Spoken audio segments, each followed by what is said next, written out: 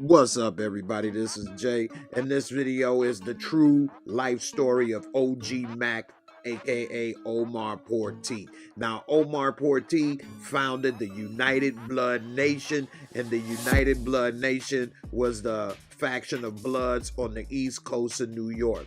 Now, in this video, I'm gonna recap his life, and then I'm gonna break down some different things and key moments that led him to what became the leader of the United Blood Nation.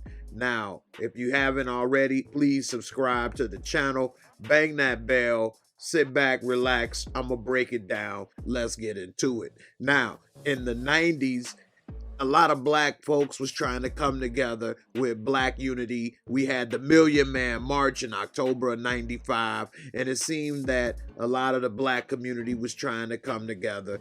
Reverend Louis Farrakhan put together the Million Man March, and it seemed that things were looking in a positive direction for the black community for a moment. Because at the time of the march, black men were murdered at a rate 8 times higher than white men.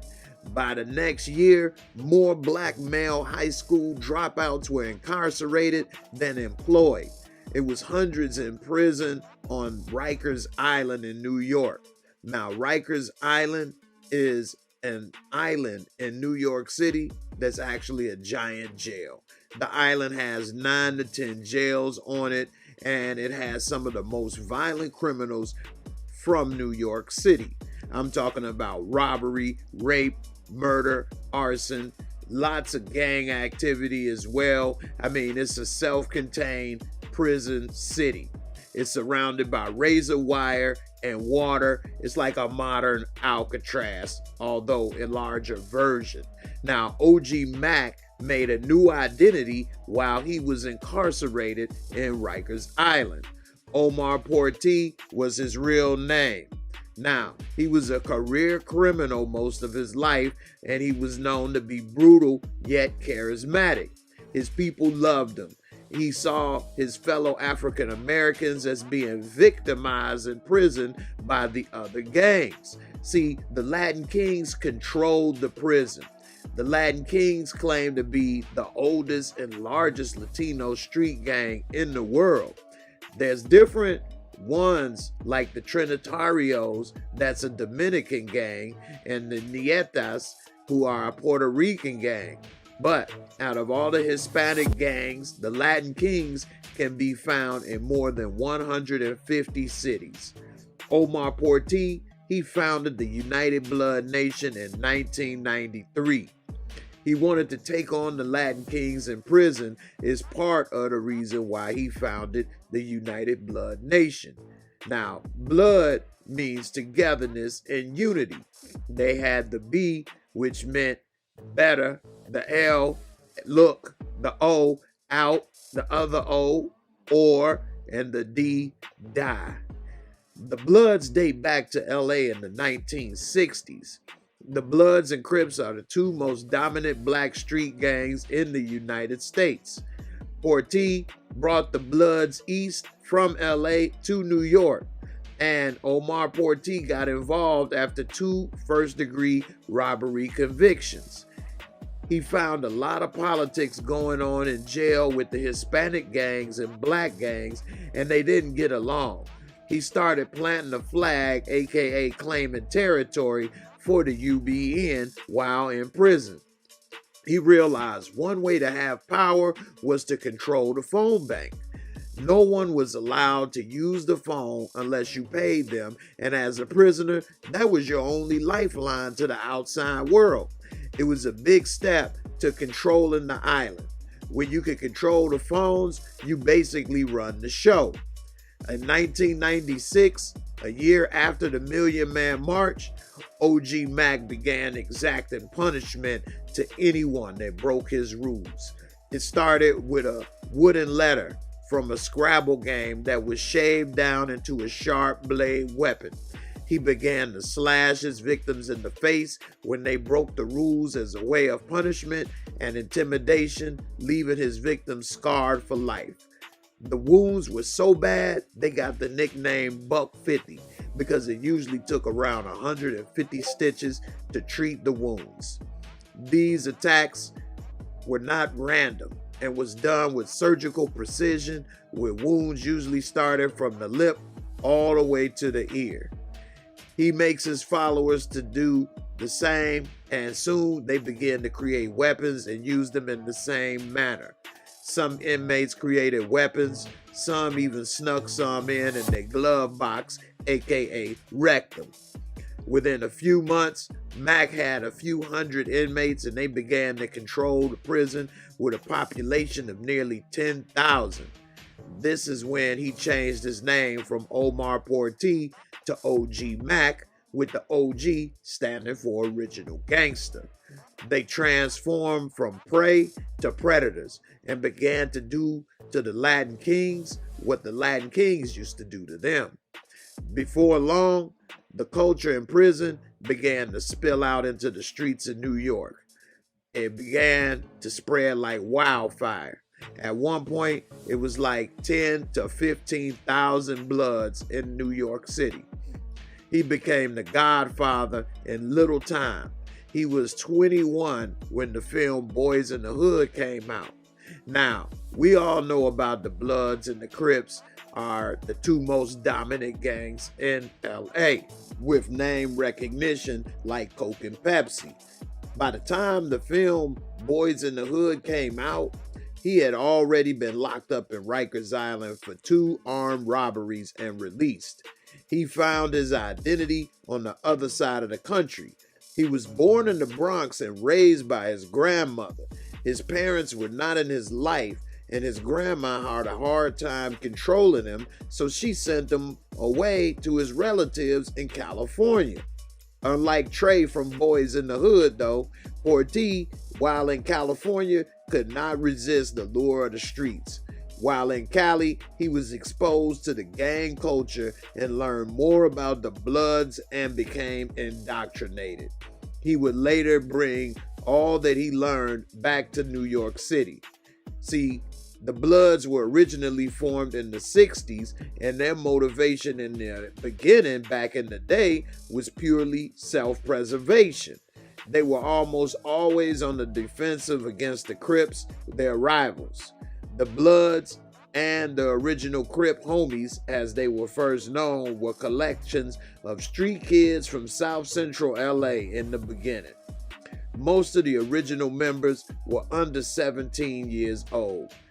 OG Stutterbox is an OG from the era of the late 70s to the end of the 90s. He said that a triple OG title is a form of respect. It comes from repping your street or set.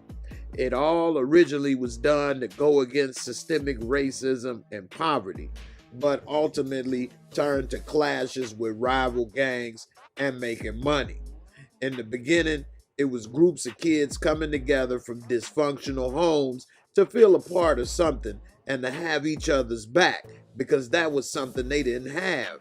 Now, they defended each other, and if one set was weakened and short on soldiers, they would go reinforce that set with soldiers to help. By 1978, there were around 45 Crip sets compared to just 15 sets to the Bloods, and they were badly outnumbered. They were outnumbered 3-1 and began to develop a reputation of ruthlessness in order to survive. They began to engage in narcotics trafficking, murder, robbery, etc. Some say what set them apart was the horrific violence that they commit. It says that some soldiers for the Bloods began calling themselves CK for Crip Killers. In 1991, the year that Boys in the Hood came out, it was a record 771 gang-related killings in Los Angeles. Porti was in Los Angeles during that exact same time, taking all this in from the Bloods' perspective. A year after his grandma sent him to Cali, he came back to the Bronx, and while there, attempts to kill a rival gang member, but was unsuccessful. By this time, he had already had the gangster lifestyle in his DNA. He saw the Bloods as a brand that needed expansion and not just be a West Coast thing. He started out locally and built with his local crew, the 183 Jerome in the Bronx, or 1-8 Trey. He formed the 1-8 Trey gang. He might have thought of the name from his time in South Central, because one of the oldest sets of Crips is the 8 Trey, dating back to the 70s. Out west, you're born into a gang based on where you live and your parents. He wanted the exact same thing in New York. People wanted it as well. You know, he first attempted to expand the Bloods in New York, but it didn't last long because he was arrested not long after returning home on a weapons charge. He sees the Latin Kings had more people and ran the prison while he was inside Rikers Island. While the black gangs were spread out and not unified, he saw that as a reason and a way to bring them together. He got together with a Brooklyn-based gangster named Leonard Deadeye McKenzie. He convinced him to help unify all the black gangsters in prison, and together they began to build the empire from within the walls of Rikers. He used the knowledge and information he learned while out west as a blueprint to transform the gangs in NYC to Bloods. See, in 1988, Omar Porti was a 19-year-old from the Bronx facing first-degree robbery charges. Ironically, during the same time, a movie came out that would eventually represent his life called Colors. It was about the Bloods and Crips in L.A. After his prison stint, he went to L.A. and began to live the actual life himself. In many ways, he was a visionary because he took the paradigm of the Bloods from the West Coast and flipped the script on the East Coast. He made it more structured. He figured out when you control the inside, you can control the outside. In the summer of '93, he began to answer only to OG Mac.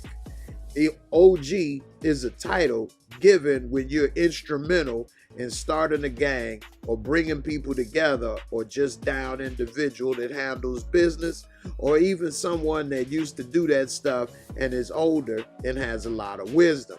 It's a term of respect. When OG Mac got with Deadeye McKenzie in prison, they realized it was power in numbers. Allegedly, Deadeye got his name from his cloudy right pupil he received while living a life of crime. He was originally a member of the G-Shine gang in Brooklyn.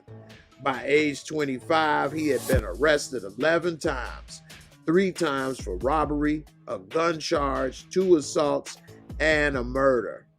While in prison, he became OG Deadeye, and Porti became OG Mac. They became the leaders of the UBN, United Blood Nation. They began to unify individual African American criminal groups inside the prison, and the birth of the nation was officially July 16, 1993. The two OGs called a meeting in building G73 on Rikers Island, and OG Mac convinces everyone that they could achieve miracles if they worked together.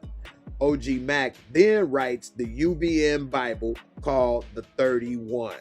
It had their rules as well as commandments, such as we will have no snitches and we will have no rapists. Never discuss our issues with outsiders, and then they began to reshape the prisons. They decided to tie a red bandana around the phones and realized that if anyone got out of line, they would get $1.50. They called their disciplinary cell the Bing for Bing Cherry. He called his goons his dogs, DAWG, and he would release his dogs on people if they got out of line. They were not allowed to have tats, so they used a cigarette to burn 3 marks, and they called them dog paws. They began to win against the Latin Kings, and they formed their own sign language so guards didn't know what they were doing and what attacks they were planning. In 1994, after 18 months in Rikers, stabbings and slashings increased to 1,100 a year. The word about the UBN began to spill out on the streets, and his numbers grew very fast. Most cops never thought this could happen in New York City. He was doing all this from inside the prison of Rikers Island. And then he got out. In 1999, he was released, and by this time, he was OG Mac, the leader of the UBN. He was like an underworld politician in how he operated, and he returned home to his original set, the 1A Tray in the Bronx. He had a camera and begins to interview people and ask questions he deemed only true bloods would know. He quizzes them on the rules from the 31, and a lot of folks that didn't know the rules, he would send his OGs out to pass out $150s. He created an empire in just a couple years. He had a strong ability to bring people together and to lead. He made people commit crimes in order to get initiated, as well as get beat in for 31 seconds.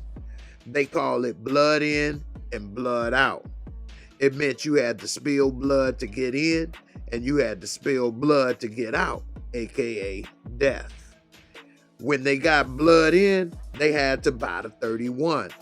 Lots of tats with the 5-point star began to emerge, and each point represented the 5 points of knowledge: body, unity, love, lust, and soul. He organized like an army, and he had his leaders called generals. Generals had green light status, which gave them the ability to blood in new members without asking permission. It helped them to grow fast, but they were still under OG Mac, and it gave the generals a lot of power as well. Female members were called bloodettes. They had the option to sex in, as well as they could get beat in. They were led by OG Mac's girlfriend, Paulette MacArthur, aka Big Mama. They focused on credit card theft and identity fraud. OG Mac ordered them to get pregnant and produce more bloods called blood drops. When a baby is born, a blood drops, they are automatically a blood. OG Mac tried to make money by selling hats and shirts that said 1A Tray. He tried to rap and create a rap DVD, and he tried to make a life story and sell it, but neither were very successful. The UBN began to expand down the East Coast to Maryland, North Carolina, as well as Florida. Crime from credit card fraud to murder had UBN's name all over it. Something that started in Rikers Island was now in 7 to 8 states in just a few years. Cops began surveillance on them. They decided they wanted to cut the head off the organization, and by the year 2000, the UBN was a monster, and the FBI was now involved and ready to try to take them down. In the summer of 2000, for federal racketeering charges, the FBI had their eye all over the UBN. OG Mac was a leader and made people feel a part of something, and the feds used that against him. They decided to hit him with federal RICO charges, Racketeering Influence and Corrupt Organization Act. It was originally for organized crime, and it was rare for gangs. RICO allowed cops to get leaders for acts committed by their underlings. The cops began to look for informants and had around 30 people they were watching. Each person they had to review their criminal history, and it kept them very busy. OG Mac came out in a New York Times interview and claimed that they were the new Black Panthers and they were about doing good for the hood. He tried to change the image of the Bloods. The cops didn't buy it though. The investigation revealed that he was the actual shot caller and leader of the UBN, and he was tied to many crimes. In the spring of 2001, under sealed indictment in a grand jury, they indicted OG Mac and 14 members with 31 criminal acts. The number of counts matched the number of rules, coincidentally. The feds arrested all their targets at the same time and used an informant to set him up. They know who everyone was and where they stayed, and they had an open investigation for over a 2-year period. They had the informant set him up on his birthday. They had the informant bring him to a party, and the informant told him there would be women, weed, drinks, etc. And the law had around 200 people waiting for him once he arrived. When he was arrested, he was cool as ice and didn't want to talk to them and said, "Do what you gotta do." He was sent to Rikers Island, but this time he was put in solitary. The cops were on a fast track to put him away, and then 9/11 happened. Everything grinded to a halt. The feds eventually picked up the case again in the spring of 2002, and by then, more people flipped and the cops had a lot more evidence against him. His trial lasted 2 months.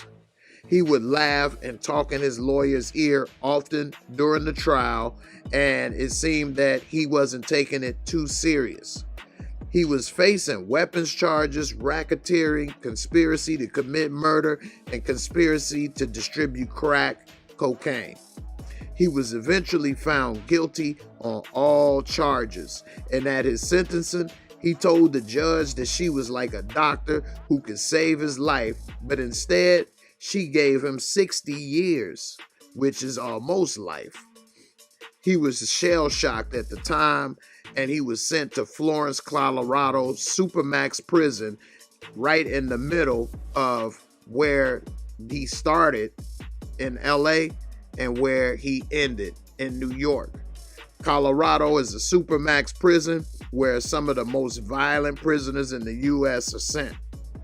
Now, he sits between where he started and ended with 60 years to think about that journey and how he ended up where he is. Cops eventually went to the old 1A trade neighborhood and put up papers and posters showing how much time he got and said that they would get the same fate if they follow in the path of Omar Porti. Well, that's the end of the Omar Porti story. What do you think about that? It's amazing some of the talent that people have and how it's misused. It's unfortunate that he wasn't able to use his charismatic leadership skills and the ability to bring people together to do more positive in this world and in his life. In the end, it's unfortunate to see another person with extreme talents use it and waste it and end up either dead or in jail. It's the same story that we have heard and seen again in the same way. And hopefully people in the future or people listening to this video will realize that if they do have similar talents, maybe they should use it in a positive way so that they can actually make a real change for the positive in life. In the end, I think that this man had a lot of God-given ability to bring people together, and it's unfortunate that he wasn't using it in a positive manner where it could have really made long-lasting change in this world. You all let me know what you think about this story and about Omar Porti, aka OG Mac. He is still alive, serving the 60-year sentence, which was 600 months. And what do you think about people like him? I know it's a similar story. I'm interested in your comments. Thanks for watching, and I'll see y'all on the next one. Peace. Thanks for watching. I hope you enjoyed the video. Please hit that like, subscribe, bang that bell, and I'll catch you on the next one. Peace.